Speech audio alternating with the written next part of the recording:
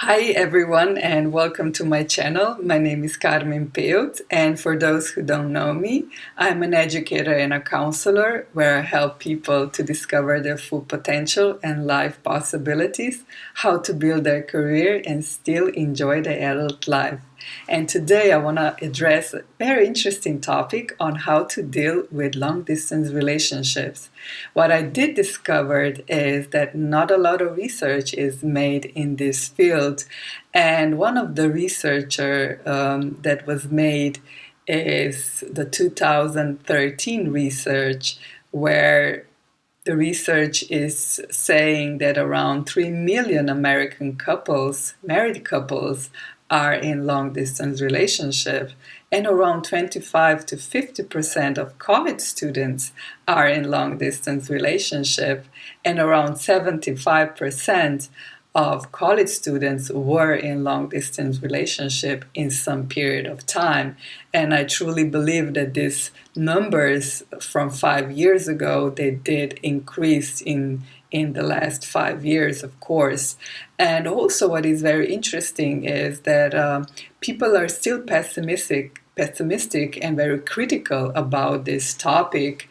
And but anyway, the research also say that long distance couples are more affectionate in their communication and in their intimacy than geographical couples are. That is very, very interesting. And this being more affectionate and more intimate do pays off in the long run.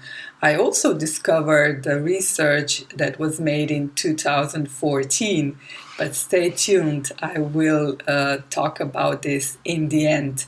But let's dive into 9 tips that can help you deal with long distance relationship. Number 1 tip is that you do make your common goals.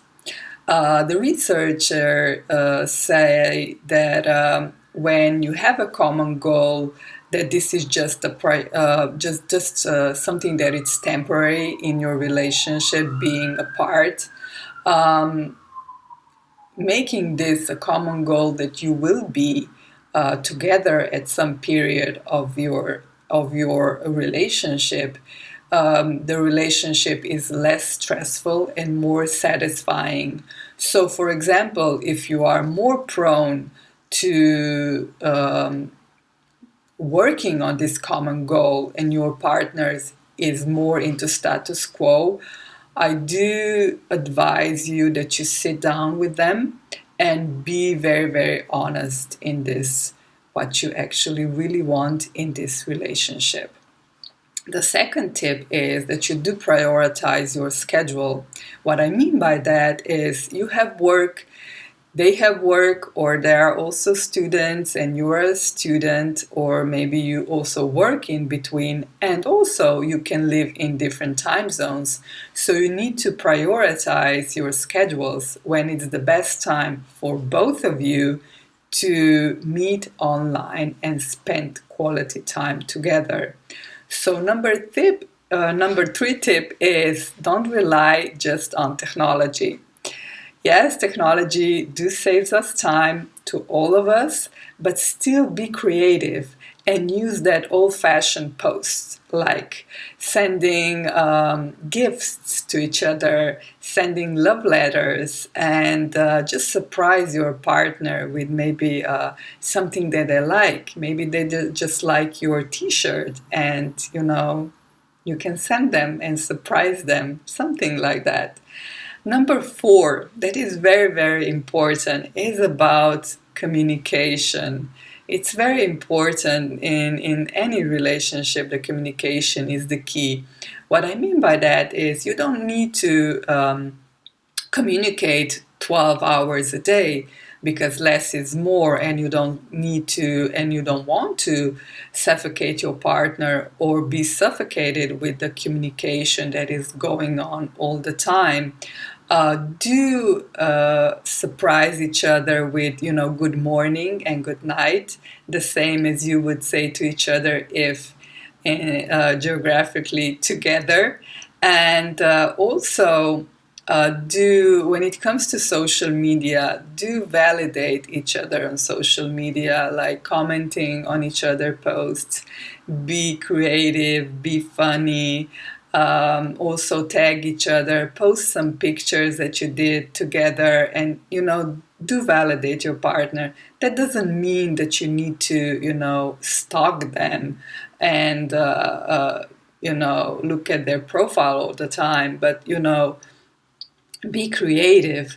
And also you can send each other videos, you can send each other audios when you are online on Skype, for example. So do use video, because the picture and the video is something that it's very, very that it's nice that you can look at each other and you can play games.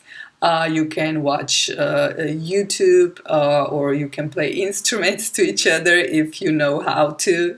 Just be creative. And you also can take a walk together and, just look at each other on camera and use the video as much as it is possible. Number 5 tip is do avoid the dangerous situations. What I mean by that, you have your friends, you go out, right?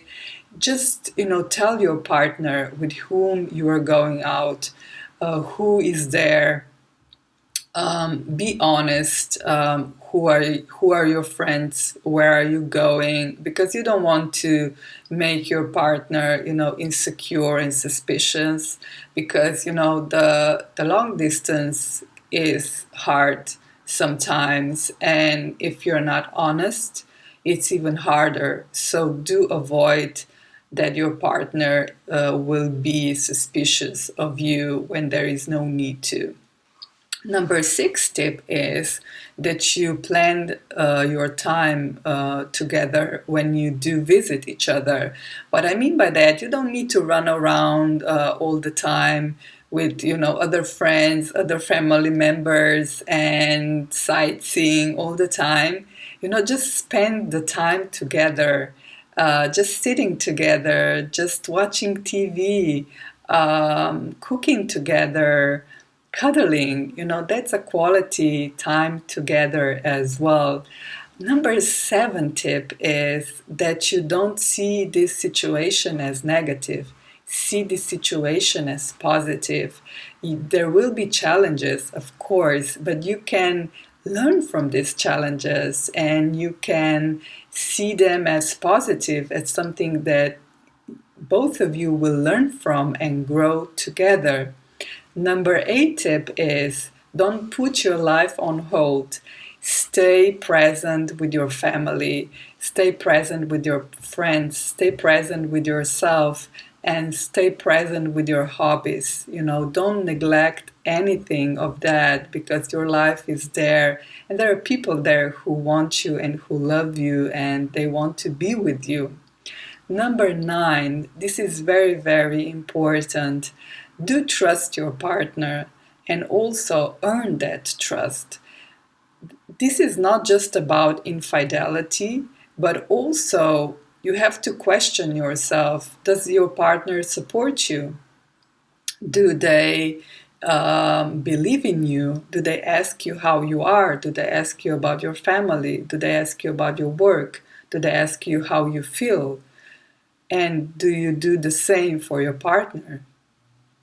This is very, very important, because you will learn a lot about this person if they are interested in you and your life.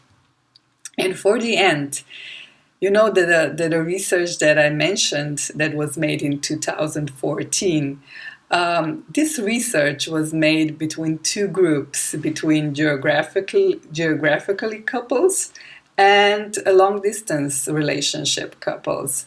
And they actually found out that it doesn't matter if you are geographically present or geographically not present. So in the long distance relationship, the key role that actually makes your relationship good or not so good is about your individual and couple personalities. So it's all about who you are, what's your personality, what's your whole being. So this is actually very, very good for all your long distance couples because it's about your personality and not about the distance. So I hope this was helpful. Subscribe, like, and share my channel if you like it, and talk to you soon. Much success, much love. Bye.